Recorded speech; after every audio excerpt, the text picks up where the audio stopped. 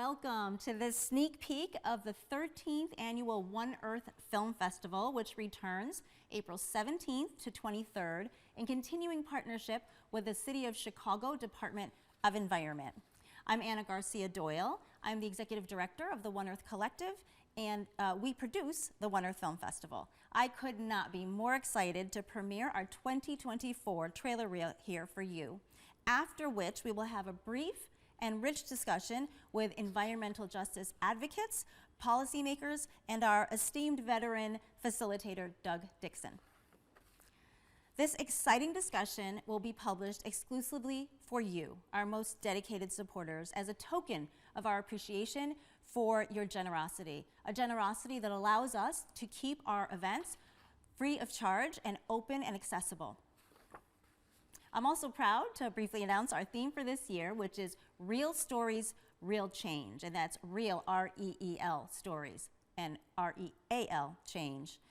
This really reflects our belief here at One Earth in sharing the human truth about climate change. We believe that every viewer counts, that every film has the potential to change hearts and minds, as well as to inspire action. Over 13 years, we have seen tremendous growth, and our community has evolved to one that is global.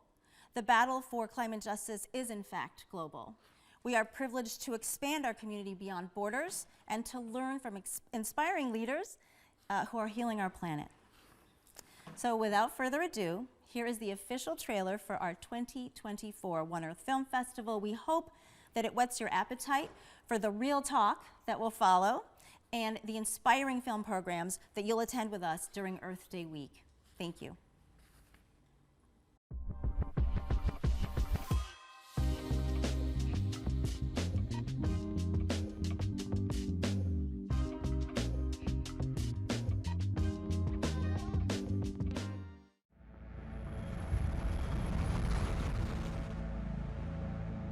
Vengo trabajando más de 15 años como periodista independiente, visibilizando las grandes afectaciones de la actividad minera extractiva.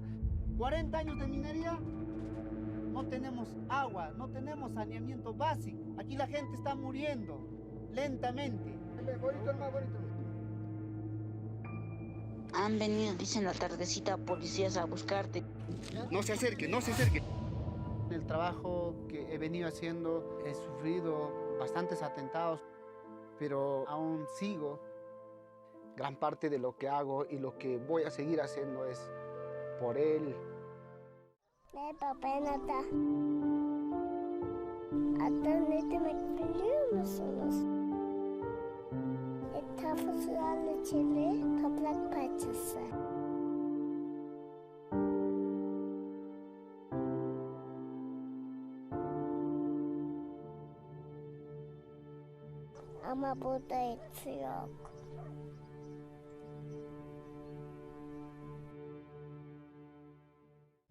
Water is life. Without it, there would be no us.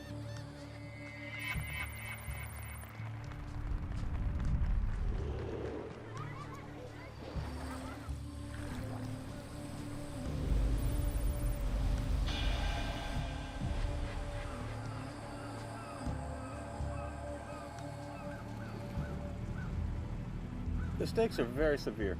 If we don't fix these river problems, I think civilization as we know it will greatly change.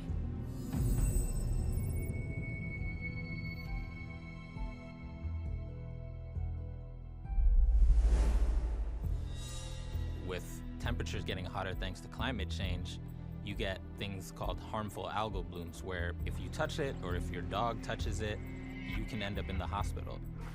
Your pets can die. Good afternoon, buenas tardes. This is Eastern Communities for Environmental Justice. So climate gentrification is happening, and Miami is being affected in the worst way. There's a change coming to this area. They're gonna come take Liberty City because we don't flood. All the people that are planning this don't live in this community. Liberty Square is the heart. And when you destroy the heart, you destroy the people.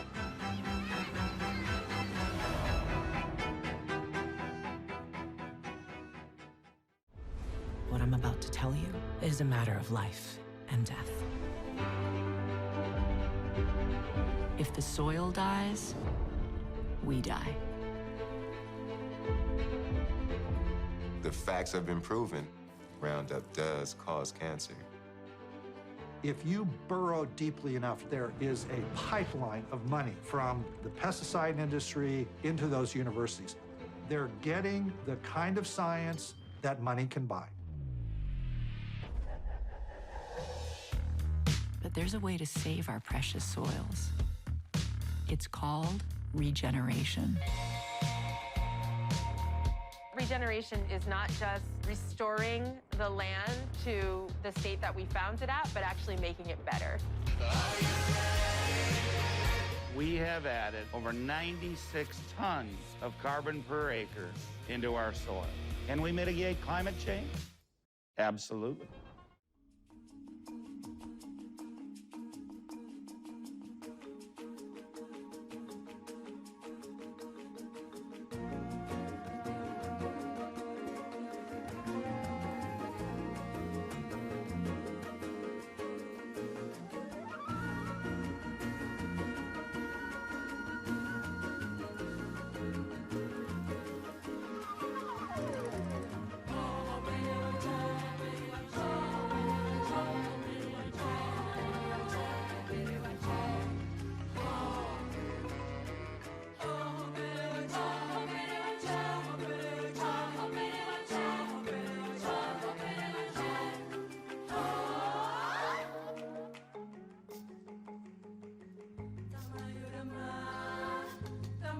Meu nome é Chai Suruí. Eu tenho só 24, mas meu povo vivia pelo menos 6.000 anos na floresta amazônica.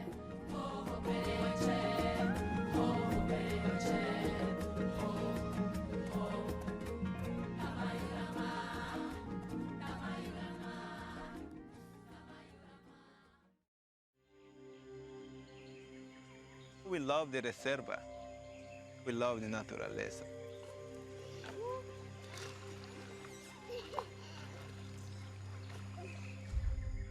We know what lose what we get now.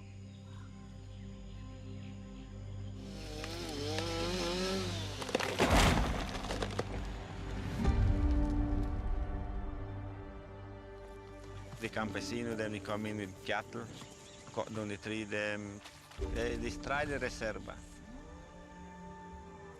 Cuando yo vine a este lugar, yo conocí que todo es reserva. Yo agarré mi tuco de tierra porque no lo compro, no pago. Entonces, así lo estamos haciendo. Los ramas, ellos tienen necesidad de su reserva, pero la necesidad de nosotros es mayor que la de ellos. Ellos son pocos, nosotros somos en cantidades. El presidente de Nicaragua, Daniel Ortega Saavedra, inauguraron la planta de ganadería integral Su Carne. Se nos está presentando la oportunidad de dar el gran salto, insertarnos en la economía global.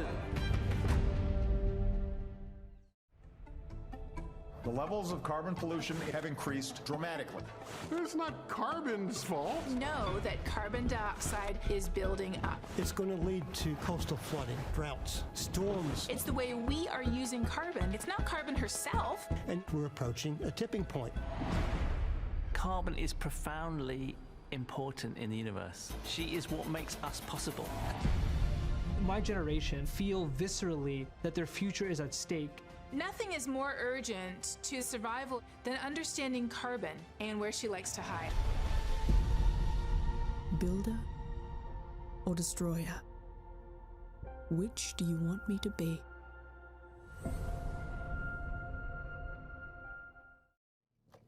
And then one of the reasons is I moved here was like my kids, that park right behind. I was like, oh, that's so awesome. My kids are gonna have a park right behind them, and I didn't know I was actually killing them. It's one of the most polluted area codes in the nation. My son was having bloody noses, my daughter has the migraines, and my mom got sick on me, and I got sick. These things that we smell every day and every night and every morning, that's what's making us sick.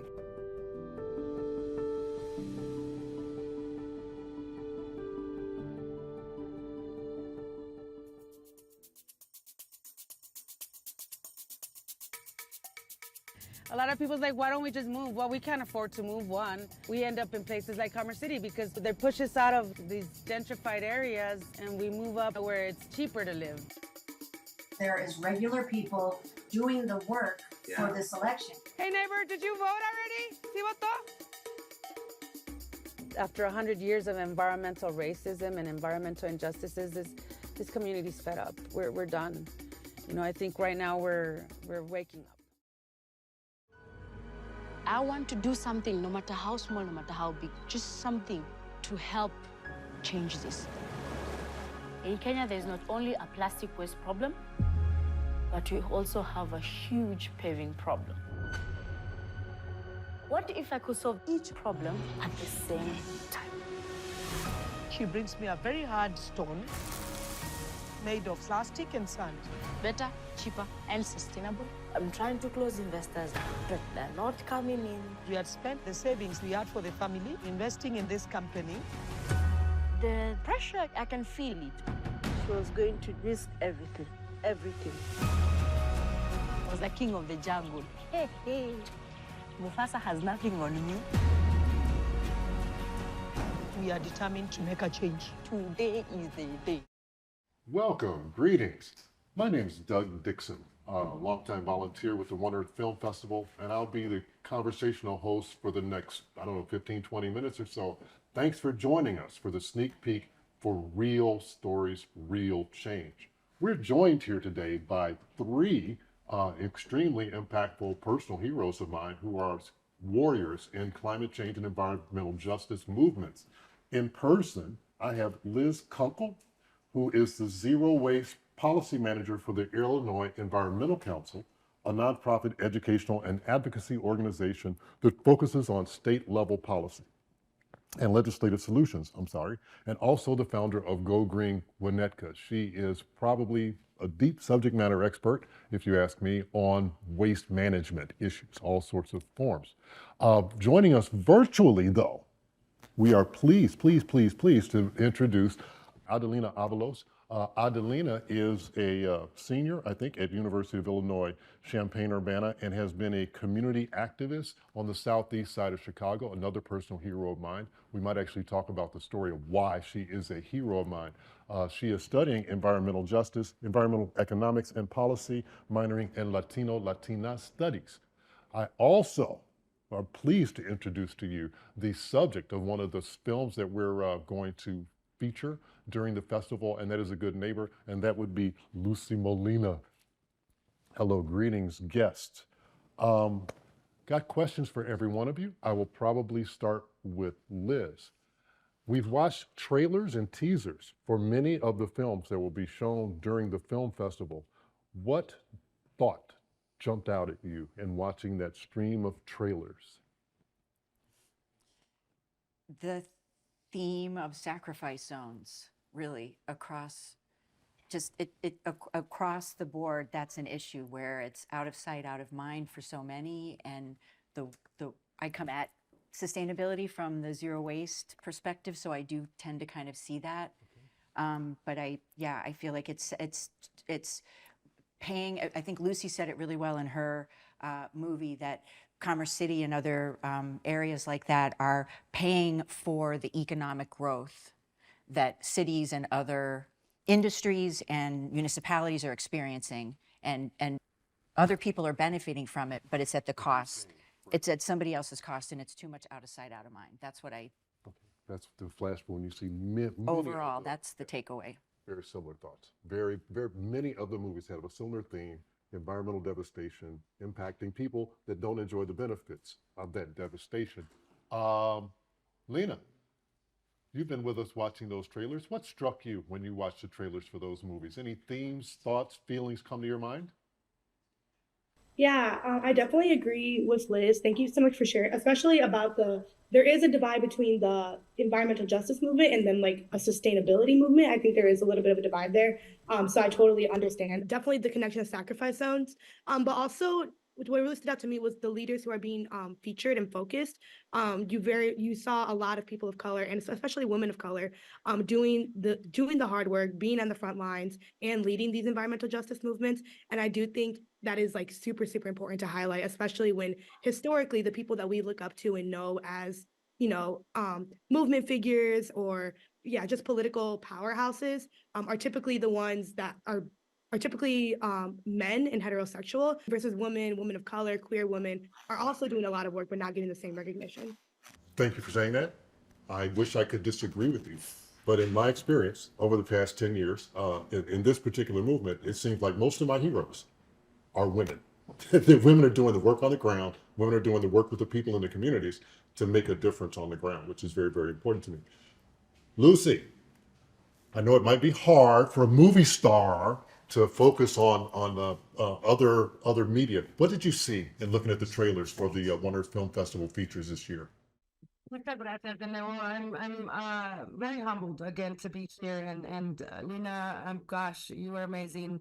Liz, thank you for all your work. I'm not a movie star. I'm just one of us. I'm just a mom. I'm a single mom living in the hood, just trying to bring justice and fighting environmental racism. And honestly, my first, I got a lot of anxiety watching those videos again. I get anxiety, like it takes me back to I'm at the right place at the right time right now to protect my children, my family, my community, and the planet at the end of the day because I feel my work is just a little piece of the big picture. That is what we saw there. It's, the water, the animals, the ecosystem, climate change.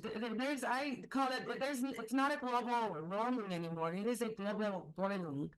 And I feel that, the little steps that I'm taking in my little neighborhood here, my goal is to save the planet. And I mean, I got to start somewhere. So, I'm starting in my backyard, where my daily neighbor is. And, yeah, so there's a lot of anxiety there. And I'm thankful that there's people in the world like Lina, like Liz, like you, that give me hope and that not even followers and then viewers maybe that are willing to step up and fight for justice. Yeah, the climate crisis is huge. It's encompassing all of Mother Earth, but we are all one person, and if all of us do one thing that we can, we will make a difference. And I must applaud the work that you've done, and Lena's done, and Liz has done, and many of the people that are watching this teaser trailer, just taking action to address the anxiety that they feel when they see things like the scenes that we've seen in this in the trailer reels. One brief aside, you talk about the anxiety you feel. I felt a tremendous anxiety personally in watching the full feature of your of the documentary on you, Lucy, because it resonated with my physical environment. I live in the Chicago area, and looking at the petrochemical and food processing stuff around Commerce City reminds me so much of driving into Chicago from northern Indiana through the petrochemical operations and the southeast side of Chicago, which is another designated sacrifice zone. So I feel the pain that you feel when you see it, because we live it every day. Speaking of living it, there's a woman on Zoom that actually has lived through trying to change something about a sacrifice zone. Lena, could you tell us a little story about some of the work that you've done and the wins you've accomplished on the southeast side to protect the people of a sacrifice zone? Thank you so much for highlighting my community and everything. I'm very grateful for that. Yeah, so on the southeast side of Chicago, like you said, like it is very, very visibly obvious that we are a sacrifice zone and we are surrounded by polluters. And like you said, especially coming from northern Indiana, one of the bigger issues of the southeast side is that, especially being an activist and for people who are politically involved, like that state line, those state lines, those state borders, they mean a lot. Of course, not in our real lived lives. Like it doesn't take a lot, pollution crosses state lines. I go buy my groceries in Indiana, things like that. But doesn't change the fact that I'm a constituent in Chicago, so I can really only focus on the Chicago side, let alone of all the pollution happening on the Indiana side of my neighborhood, because we do live on the border in the southeast side. However, that doesn't change the fact that my community is very, very passionate about the fact that we deserve clean air, we deserve holistically better education, better transit, everything like that.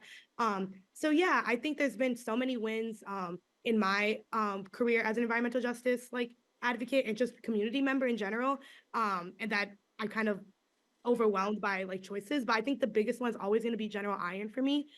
So defeating General Iron within like my community, doing that, it was just such a real moment that really, I guess it just all the hard work paid off type of thing. So essentially, General Iron was deemed too dangerous for Lincoln Park, which is an affluent, white-dominated neighborhood in the north side of Chicago, which I totally agree with. General Iron should not be in any residential area, regardless of economic status, racial status, anything like that. It's not safe, period, point blank period. So it should not be in Lincoln Park. And however, I think it's ridiculous that it was deemed unsafe for Lincoln Park, but totally were A-okay for my neighborhood, particularly 3 blocks away from my house and across the street from the elementary school I attended and the park where I walk my dog every single morning when I'm home. So it's just like, that was such a striking moment for me. That was really, I think, the turning point from climate advocacy and sustainability until, oh my God, like environmental justice. Like I live this, and this is the avenue of where we need to go. And yeah, I think that wasn't just me. That was my entire community around me really fighting against General Iron and like the legacy that's in the southeast side. Like if we can stop that, that would be amazing. That's what we did. There was a lot of protests. Of course, it was 2020. It was COVID. I was a freshman here in Champaign. So it was a lot of Zoom, and it was a lot of talking to people and talking through masks and yelling really loudly. But it was amazing. And after lots of protests and a hunger strike and Twitter storms and Zoom calls and everything like that, we successfully defeated General Iron. And while they're really still trying to come back, we continue to defeat them over and over again. That is such an inspiring story. I need to hear that in the midst of some of the anxiety I feel when I watch trailers about the environmental crisis.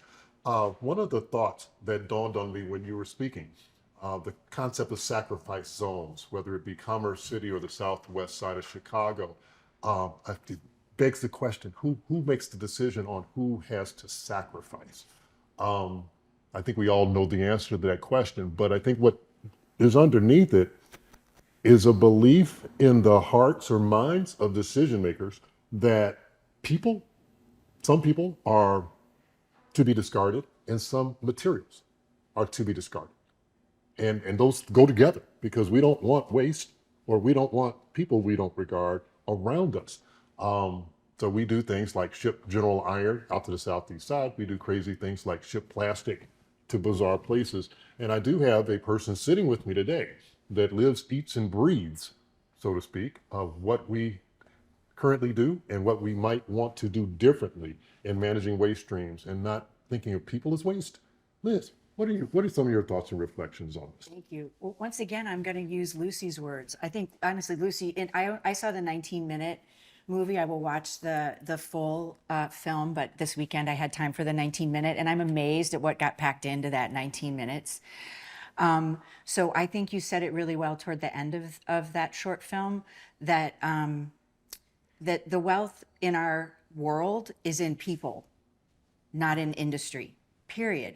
This is the wealth, this is the importance. And as our country, we've gotten too far down the path of just a capitalist society. The market will take care of everything, and it will just take care of the cost, it will take care of the people. And I think more and more of us are realizing that's not the case, that legislation is required to help shift behaviors, both among consumers, but more importantly, among some of the decision makers you're talking about, some of the employers, some of the producers, the ones who do get to make the choices, the ones who have the money. There's another great trail. That's the other great line. You and I both caught it before the conversation started. One of the clips for one of the other movies says it's the best science money can buy. Just like that, right? Science isn't for sale, and science doesn't care what you believe. It should be objective. It's objective, but it is for sale. And so I think what we try to do and what the Illinois Environmental Council tries to do is level the playing field and bubble up the voices and the power of these smaller residential or grassroots groups like Lena's and like Lucy's, and bubble them up so that we can help have power around potential state level solutions. That's what we try to do, is work with these grassroots organizations, but to raise up their voices and their issues so that they have the power with the decision makers. That's exactly what IEC tries to voices at the grassroots. Okay. to create that power, That's create great, 'cause there's the coalitions. powers in the voice, and Exactly. we do have the power, even if we don't have the Right. offices. Exactly. And one more thing, I really appreciate your point, Doug, of the linearity of both of it. And I appreciate your parallel, you're connecting it's something we don't hear, but it is very true that, we put trash and people where we don't want them. Exactly right. At least on the trash side, there's more of an obvious movement to shift toward a circular economy, and again, make producers responsible, recognize that we can't just have we can't just put trash at the end of the line. We need to use compost, we need to, reuse these resources, recognize that they're not waste to begin with. Just like the people aren't waste, they're valuable. And we need to value all of our people and these materials as the resources they are. Thank you. Thank you. Very well said. One of the questions that constantly pops in my mind when I work in this community, and it might help explain why I do what I do in the community. I think it makes a difference.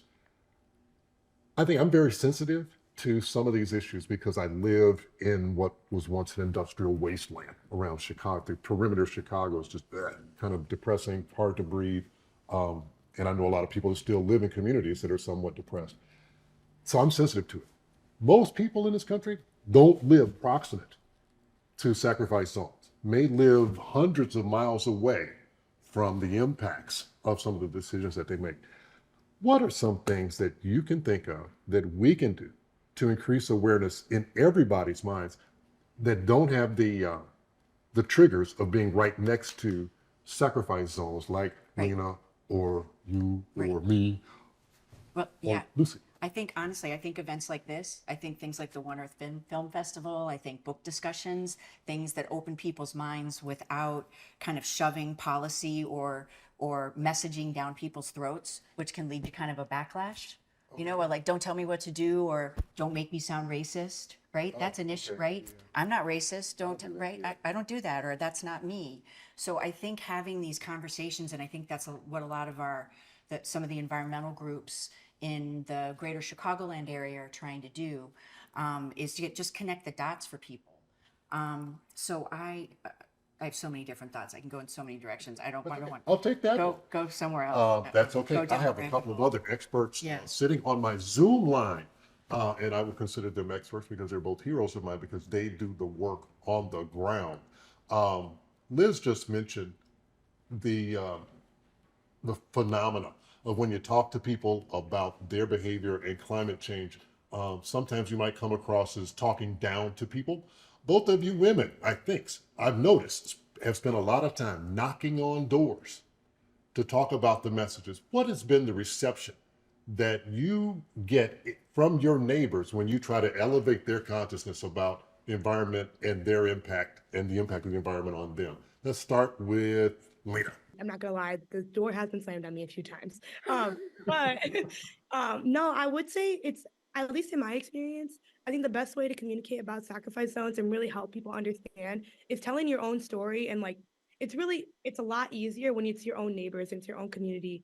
And that's not necessarily to geographic bounds. It's like to the people who you consider home, you consider friends. Like I know, particularly in my community, it's a lot of bringing it into the reality of, we're in the Southeast side. This is how we grew up. This is how we knew.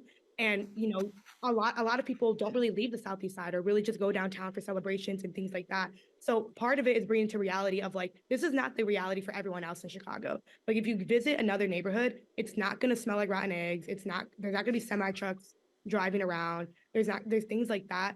And I think for me, I had the privilege of experiencing that during high school. So part of my activism is sharing that with my neighbors and saying like, look, like this is home and this is what we grew up in and we love it. But it's not normal. take a step back and to realize that in the context of Chicago, particularly, that our home is not as safe as other homes are.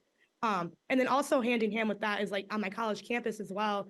Speaking about environmental justice, I think the first immediate reaction I get, especially from like my friends of like Black and brown, like college students, is like being sustainable is expensive, like, or why would I do that, or things like that. It seems very far away. You know, the environment or like general green action seems far away for our Black and brown community. So it's kind of bringing it into reality of like, well, didn't you say you're by Midway, right? Well, oh, well, I know there's a big polluter by Midway. You know, what do you think about that? Or do you experience that growing up? Things like that. So really just for my own community, bringing it back to that reality. And then for people who don't experience that, kind of pushing back on their own thoughts of like, you know, environmentalism is not for rich white people. It's for everyone. Thank you. I've not put words in Lucy's mouth, but take words that I think I heard from Lucy. And I think it won't be a direct quote, but I think in her community, people believed that you're just supposed to miss 20 or 30 days of school because you can't breathe. It's perfectly normal to have respiratory problems. That kids are supposed to go to the doctor 5 or 6 times a year, and that's what the community thinks when they live in a sacrifice zone.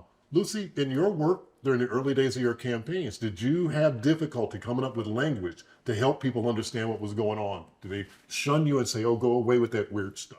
Or were they more welcoming and say, hey, sister, help us out?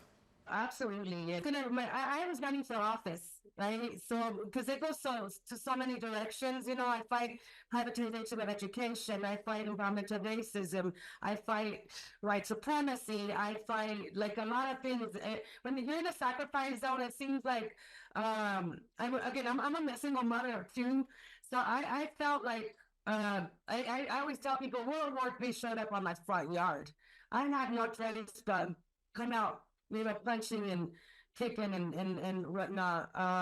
As far as my community, none of that. I always think like, you know, Jesus, what did he say? Like, only in your own town a prophet is without glory, right? But I would say throughout the years, because I ran once, twice, I'm now an elected official. I am now a board member for the education, for the Adams Fertile District here. Just a year old. I got appointed last year, re-elected last year. But so it's what I do notice that my community is they're starting to accept. You know, there's a lot of complacency. It's true. But it's like, you know, yeah, you know, my grandma had bloody noses. My had bloody noses. I have the bloody. My kids have the bloody nose. It's normal here. It's normal. That it's complacency, right? We look at normal, which is not. And just like Nina says, you know, this is not for. This is not just my problem, right? It's not just the white rich people. It's everybody's problem, really. I like in our community, we don't have drinking water. Okay, we have to buy bottled water. Like you know, this is also we're trying to fight plastics. I cannot afford to save the planet, y'all. It goes so many directions, really. But again, because I ran for office and I'm in that political realm already, the door gets slammed already, Lena. But I have to like, excuse me, did you know that? So I actually go personal, door to door, asking people about sicknesses. Do you know anybody that has cancer? Do you know anybody that has diabetes? Do you know anybody with bloody noses? I actually go straight to the, you know, like, hey, do you know anybody that's dying? You know, because this is an urgent matter to me, and it should be an urgent matter to all of us, because, you know, I think water is an essential need for our survival, and is the essential need for, and that is what we're trying to protect. That is what we're trying to save. In other words, we're trying to save you, right? So it has been a challenge. I always say where there's a problem, there's also a solution. And yes, like you just mentioned, I always say that the wealth of this community is in its people. The wealth in every community, throughout the nation, throughout the world, it's in the people. And it's you. It starts with us, right? So we need to start transitioning. We need to start checking. Check yourself, right? What am I doing to make this a better planet? What am I doing to destroy it? Then do you really have love for your children and your grandchildren and your future great grandchildren? Maybe they're not here yet, but right? We need to start thinking beyond the first clear, or the stink that we smell. I say, um, this is everybody's problem. So when I say climate, it is a climate crisis. It's connected. It's all connected with environmental justice, right? So yeah, there's a lot of things they can do. One is wake up. Um, I want to reiterate something that I heard you say, that we all have a role in this, that this is not any one person's job. What I heard that I'm going to take with me, hopefully forever, is in talking to people about climate crisis or environmental justice. If I find it easy to talk to people who've already experienced the pain. If I talk to Lena on the southeast side of Chicago or talk to you in Commerce City, we experienced the pain, experienced the sacrifice. But people, let's say downtown Chicago, don't. But how do I get them to think about it? I have to make it personal for them. They have to feel the same crisis. If they don't feel it, there's not going to take a change. There will be no change, and they make the same decision. So I'm going to take a page out of your book and moving forward, talking to people about what are you feeling? How's it impacting your life? Like Lena mentioned, share your story. You really, and you talk about your downtown Chicago. We have our, upper class here, people in Colorado. I have a very beautiful story. I also have a TEDx now. I have TikTok. It's on YouTube, but you could share it, check out. But I did a couple. I have this memory of a couple, a fluent couple, and it was a mixed couple because it was a white and a Latina woman, right? A white man and a Latina woman. They were a privileged couple. I was petitioning for the I-270 expansion. I was petitioning, to protect my community, and they kind of were like, "What are you doing? Like, why are you doing this?" They read the statement on my petition, and their eyes kind of just opened, like, "Oh." Like, you know what, Lucy? But like, we've been living in Cherry Creek, and Cherry Creek is like Liz, you probably know, up here, it's a richer part of town. And they told me, like, Lucy, I've been living here all my life. And I just realized, like, this second that I'm privileged. I've grown up privileged. I'm sorry. This is what this couple taught me. You see, I'm sorry that my privilege has impacted your children. That really touched my heart because I had no idea what I was going through. But they took it upon themselves. Like, Lucy, what should we do? Like, I just realized these are people like in their 60s already. They were already an older couple. They were like, I've been going to Hawaii, traveling, doing my thing. I had no idea, but just 20 minutes down the road, you guys were doing it. And it's people like me that have, caused this to your children. That couple asked me, and they're still, involved. They're like, what do you do? And I see them, around in coalitions and helping. So share your story. It's very important. And I also say in the film, don't wait for me, don't wait for Lena, don't wait for someone like us. If you know what to do, right, do it now. If you know that something's wrong, then call it out right now. And if you need to tell your mayors, your governor, your legislator, your representatives, you need to start knocking on those doors and start holding them accountable, because it is this government that has allowed my children and my family and my neighbors to die and to get sick. It has been this government that has allowed entities like Suncor and this refinery, they're allowed to pollute us this way, to emit all these pollutants and all these toxics into our communities. Yeah, and that is environmental injustice. Thank you. Thank you. I think our time here is running short. So I am going to ask Lena, besides encouraging everyone that watches this video to attend Warner Film Festival and take action to protect Mother Earth, is there a message you'd like to share with the people that are watching this? I would just say find an organization. I think that's the best way to do it. Okay. I think I'm involved with the People's Lobby in Chicago. I'm involved with multiple organizations on campus. I think that being a part of an organization is like honestly one of the most powerful things you can do because you can really choose your commitment level. You can, if that organization aligns with your mission and your values, I think that's like really the best way to get involved. And also like, just emphasizing what Lucy said, like sharing your story, and not even just sharing your story, but being receptive of stories and really going out of your way to help those who may need it, not even just within your community, but outside. And also, there are a lot of resources in terms of environmental justice and sacrifice zones. I'm thankful that there is a lot of research about these things, and there's a lot of resources too. I know, particularly for those in Chicago in the audience, the Southeast Environmental Task Force does pollution tours of our 10th ward of our community, about the historical pollution and sulfur and whatever it may be. So that's like one very, very physical action move for those in Chicago, but for everyone else, like really just find an organization that aligns with your values and that you can help with. Excellent. Thank you, Leah. Liz, what would you like everybody to remember from your participation here today? Well, not everybody, but I go to that because I come from the more affluent communities. And as I said to you at the beginning, I'm aware of Commerce City, and I'm one of the people typically driving by I-70 going past it, not even aware that there are people there. That's what I'm saying. I knew the factory was there. I knew Suncora was there. I knew Purina was there.